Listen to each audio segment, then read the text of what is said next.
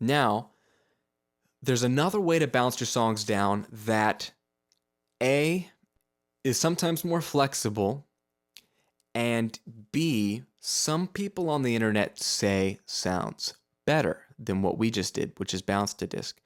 I find that debatable.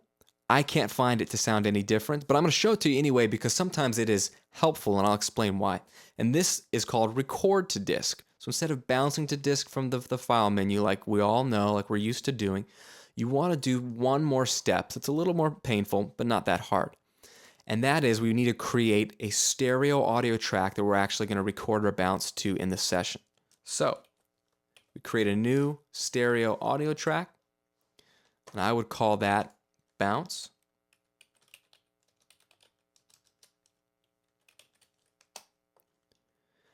And then what you want to do here is basically everything is routed to this master fader. But instead, I want to route this master fader now to this audio track.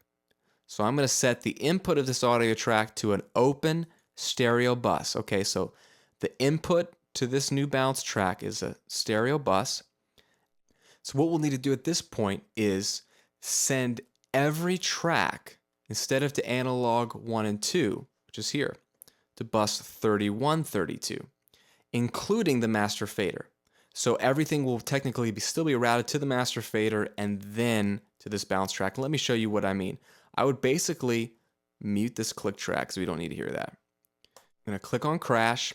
I'm going to hold shift and scroll all the way over,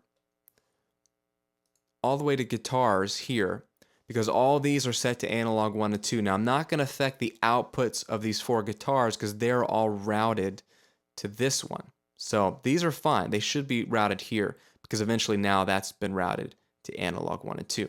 But I'm continuing to hold shift, so I've selected every track that was sent to analog 1 and 2.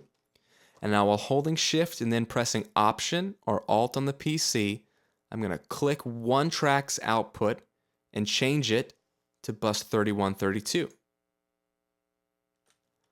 At this point, everything's been changed. And now I'm going to take the output of the master fader and route that to bus 3132. All right. All right. So now if we record enable and simply go to the beginning of the song by pressing enter and then record.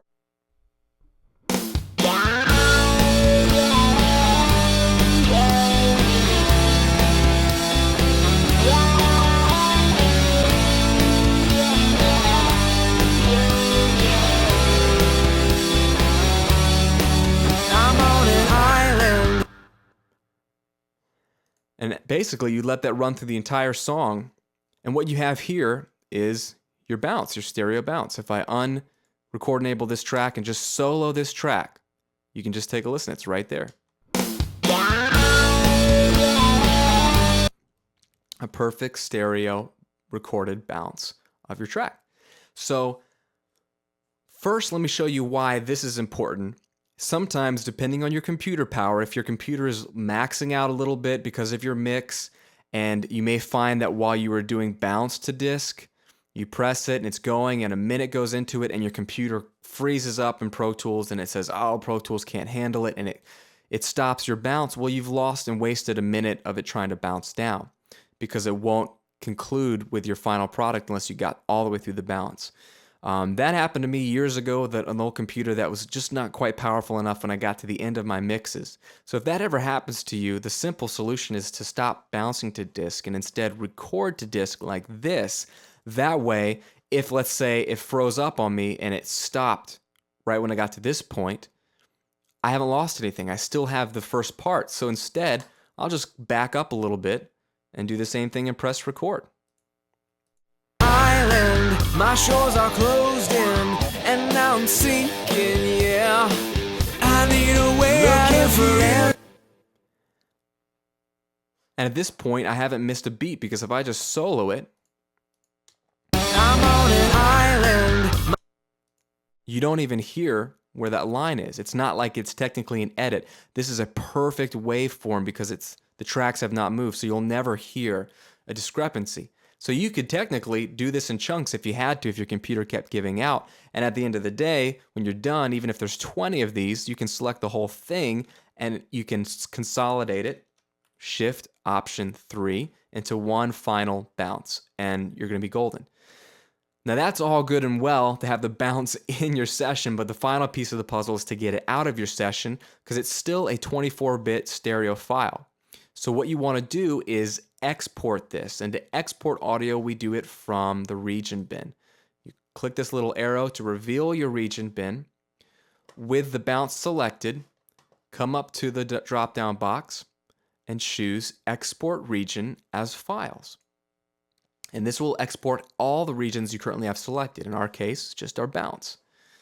And this is the very similar dialog box to the bounce to disk. We want it to be wave. I want it to be stereo.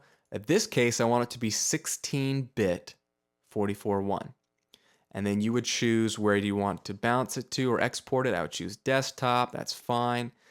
And the moment you press export, it is going to, in non-real time, so in an instant, since you've already listened to it in real time, it'll just export that out as a stereo 16-bit 44.1 file. Now, where's the dither in this process, you may be asking? Because I didn't dither when I recorded to disk.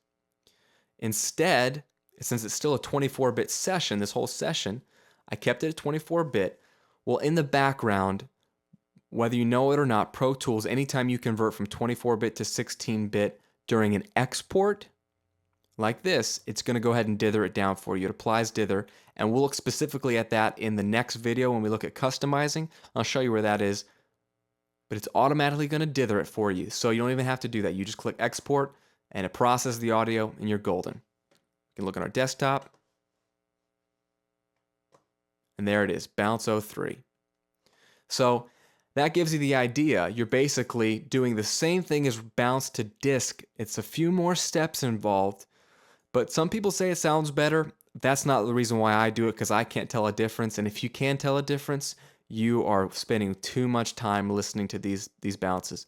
I use it because it's more practical in certain scenarios, and you can do different bounces. You could bounce one and then create a new playlist. And then you could bounce it down maybe with a different compressor setting on the master fader or a different EQ setting. Or you could do one bounce with no plugins on the master fader and one bounce with plugins on the master fader. You kind of see where I'm going, and you could have these each on its separate playlist, and you can listen back to them one at a time in Pro Tools and see which one you like, and then you can export the one you like or export all of them, whatever you like to do. That is record to disk, okay?